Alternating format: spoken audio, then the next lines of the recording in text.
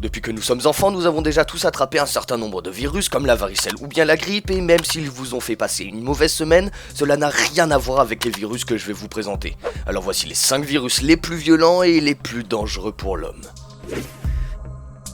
Ebola est un virus qui fait partie de la famille des filoviridés et mesurant entre 0,8 et 1 micromètre de long pour 40 à 50 nanomètres de diamètre. 2 à 21 jours après que vous soyez contaminé, les virions vont envahir votre sang et vos cellules et vont se répliquer et se multiplier à l'intérieur de ces dernières. Et c'est là que les premiers symptômes vont apparaître. La maladie à virus Ebola se caractérise par une soudaine montée de fièvre accompagnée d'une fatigue intense, de douleurs musculaires ainsi que de maux de gorge violents.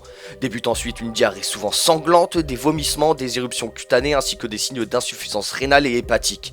Et c'est pas encore fini. Les hémorragies internes et externes surviennent ensuite, suivies du décès par choc cardio-respiratoire dans 50 à 90% des cas.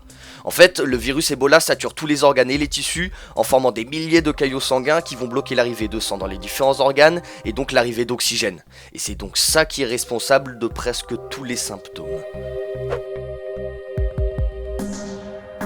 Le virus Marburg fait partie de la même famille que le virus Ebola et doit son petit nom à la ville où il a été identifié la première fois, c'est-à-dire à Marburg en Allemagne. Il faut savoir que le taux de létalité de cette maladie peut atteindre 88% et vous allez comprendre pourquoi.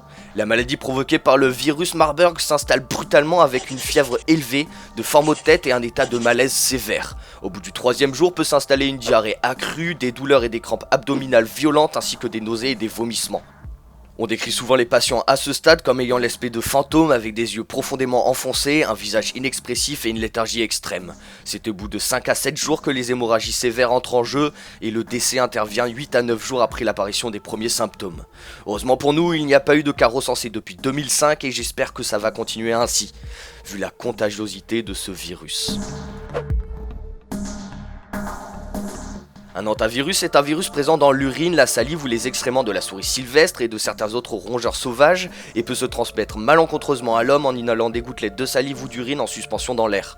On recense depuis 1989 109 cas confirmés et 27 décès ont été enregistrés au Canada. Ces virus sont responsables d'une maladie appelée syndrome pulmonaire à hantavirus. Les symptômes se manifestent 1 à 5 semaines après l'exposition et débutent par une fièvre élevée, des frissons, des douleurs musculaires ainsi que des nausées et des vomissements. Décidément, ces deux-là, ils sont toujours présents. La maladie évolue toutefois rapidement et les patients affectés voient leur pression artérielle chuter de façon anormale, tandis que leurs poumons se remplissent de liquide. Une grave défaillance respiratoire entraînant la mort peut survenir quelques jours après l'apparition des premiers signes de la maladie. On a déjà tous entendu parler du virus H5N1, plus communément appelé la grippe aviaire et qui est responsable de 360 décès sur les 600 cas d'infection recensés depuis 2003. Vu le taux de létalité extrêmement élevé de ce virus et la forte possibilité de recombinaison avec les virus de la grippe humaine qui, eux, contrairement au virus H5N1, sont extrêmement contagieux, une équipe de scientifiques a créé un super virus H5N1 modifié qui non seulement est tout aussi dangereux que l'original, mais peut se transmettre aussi facilement qu'une grippe humaine par voie aérienne.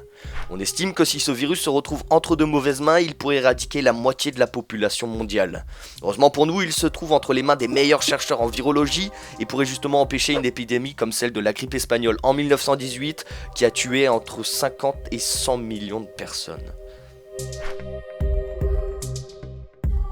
Le virus de la variole ou poxvirus est le seul à avoir été totalement éradiqué de la surface de la Terre dès le 26 octobre 1977.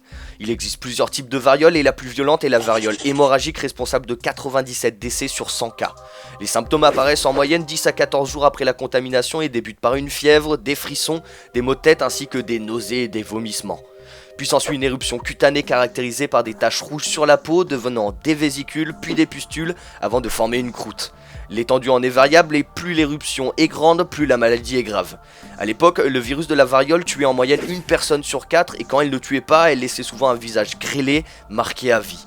Et c'est là qu'on remercie l'Organisation mondiale de la santé qui, grâce à des campagnes de vaccination intenses dans tous les pays du monde, a permis de faire passer le nombre de décès dus à la variole de 2 millions par an à 0. Allez, c'est tout pour moi, j'espère que cette vidéo vous aura plu et n'hésitez pas à me laisser des commentaires à propos de certains virus et de certaines informations, j'y répondrai avec plaisir. N'oubliez pas de spammer le bouton like, mais surtout abonne-toi et partage en masse. Allez, c'était Dogfighter Science and Talks et à ciao, bye bye.